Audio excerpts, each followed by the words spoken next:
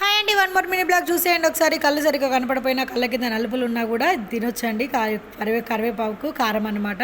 ప్రకృతి ఇచ్చినవి మనం ఆస్వాదించడమేనండి. చూడండి ఒకసారి. అయితే మినపప్పు కొద్దిగా 1 టేబుల్ స్పూన్ మినపప్పు, 1 టేబుల్ స్పూన్ ఏమో శనగపప్పు అయితే వేసుకున్నానండి. దాంట్లో కొంచెం ధనియాలు కూడా వేసుకున్నాను.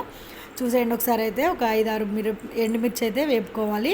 అన్నీ ఒకేసారి మిక్సీ పట్టుకోవడమేనండి. పెద్ద హైరాణ పడిపోవడం అవసరం లేదు.